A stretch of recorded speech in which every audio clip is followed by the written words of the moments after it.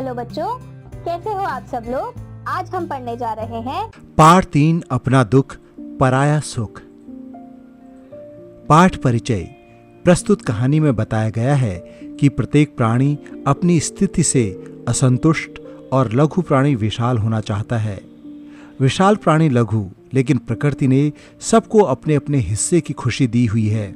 हमें अपनी स्थिति को समझने और इसी में खुश रहने की आवश्यकता है। आइए पाठ पढ़ते हैं।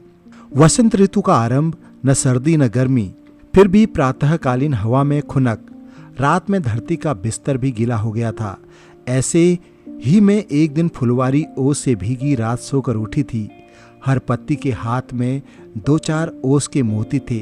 घास के हरे तिनकों ने उन मोतियों का ताज पहन रखा था।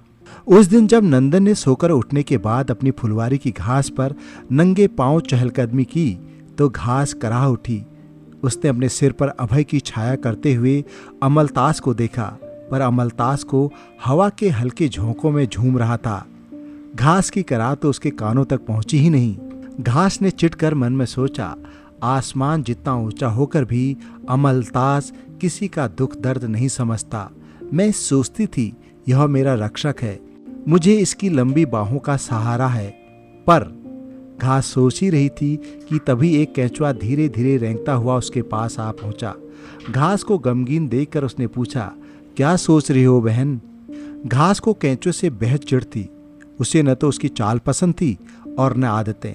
जहां बैठता वहीं गंदगी करता, जिस रास्ते चलता उस पर गंदगी लेप देता। पर आज उस गंदे केंचुए में उसे अद्भुत सौंदर्य दिखाई दिया। बोली, सोच रही थी भैया कि मैं पेड़ क्यों न हुई, तब क्या करती। केंचुए ने पूछा, मैं अपने नीचे की सारी घास की रक्षा करती। क्या मजाल कि किसी के मनहूस पैर उनके सिरों पर पड़ते। केंचुए ने अपने लिजे तन को सिकोड़ कर धीरे से फैलाया, जैसे किसी दार्शनिक के मस्तक पर चिंतन की कोई नई रेखा उभर आई हो। फिर वह ज्ञानी की भांति बोला, बहन पिछली गर्मियों की बात है। पता नहीं मैं कहाँ से कहाँ जा रहा था। रास्ते में एक पेड़ खड़ा था, उसके नीचे रात काटने को मैं रुका। वह पेड़ बहुत विशाल था। लगता था वह धरती को अपनी जड़ों में थामे न रहे तो धरती ही डोल जाए, या आसमान को अपनी बाहों का सहारा न दे तो आसमान ही गिर पड़े।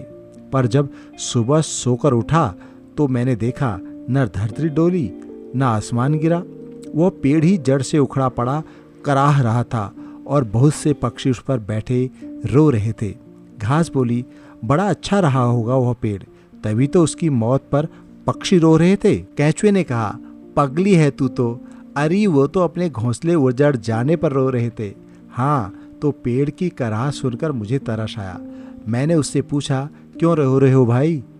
भाई तुम्हारी विपदा छोटी नहीं, पर इससे सहकर तो तुम और भी बड़े हो जाओगे। इस पर उसने बड़ी कसक के साथ कहा, मुझे कभी अपने बड़प्पन पर नाज था। अब तो मैं भूलकर भी वैसा बड़प्पन न चाहूँगा। अपने पैरों तले की घास को मैं हिकारत की नज़र से देखता था। कीड़े मकोड़ों के साथ बढ़ने वाली इस घास पर मुझे तरस आता था। पर आज मैं सोचता हूँ कि मैं घास क्यों नहीं हुआ। घास होता तो क्या यह अंधेड़ मुझे उखाड़ फेंकता।